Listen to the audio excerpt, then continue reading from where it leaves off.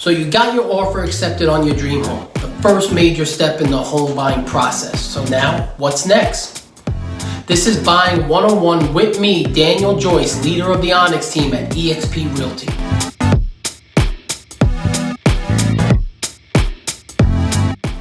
Remember to follow me on Facebook and Instagram at @4Joyce Realty and like and subscribe to this YouTube channel.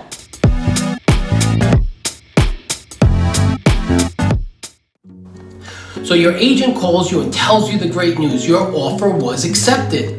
Of course you want to celebrate, as you should, but remember this is just the beginning. The next few months will feel like a whirlwind, but hey, that is why I am here to help you and explain it all so you don't stress out and are prepared for what is next. By now you should have given your agent your attorney information so the listing agent can start working on the memo of sale, also called a deal sheet.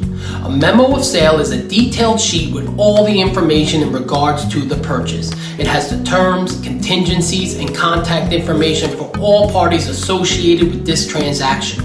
This sheet is used by the seller's attorney to start the write-up of contracts.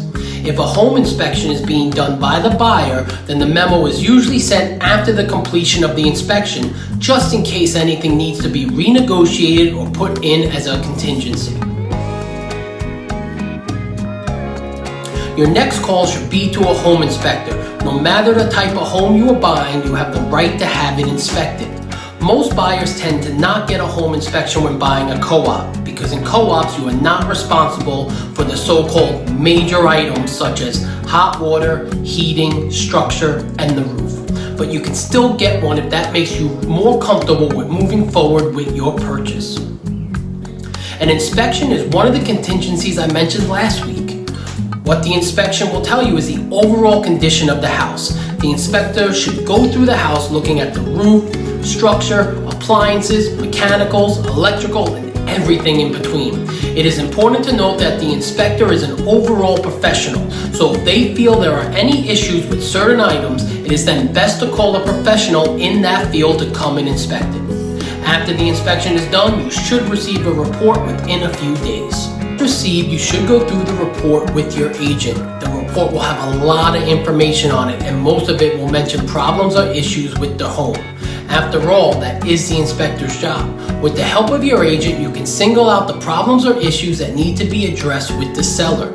Not every issue or problem has to be or will be fixed or compensated for by the seller.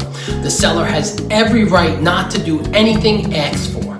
On the other hand, you have every right to terminate the deal if they do not, or if the house just has too many issues you do not want to deal with.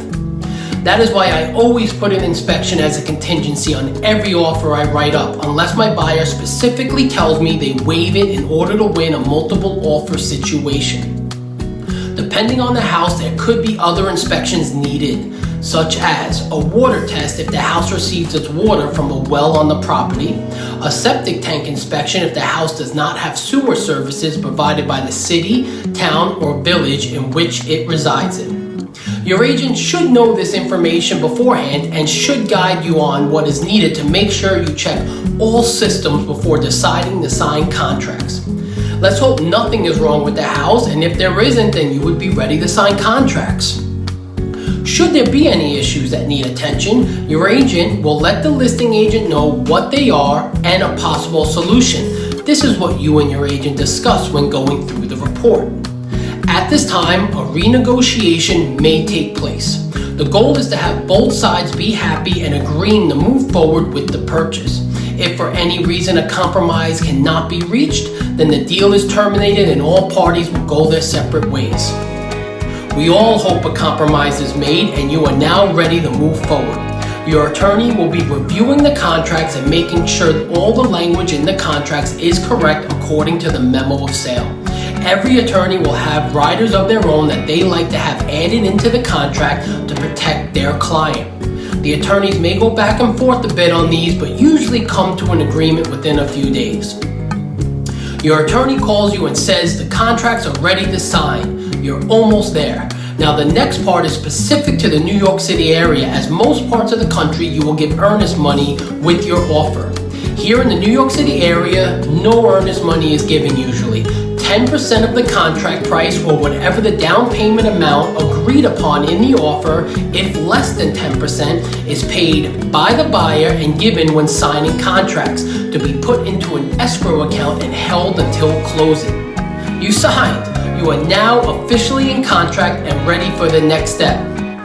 Be aware that until both parties sign the contracts, the deal is not official. Either party can back out for no reason, so it's very important to move fast and have your agent stay on top of everything. Get ready, because next is the loan process, and this will be extensive and fast moving. Until next week, remember to follow Ford Joyce Realty on Instagram and Facebook, like and subscribe to this YouTube channel.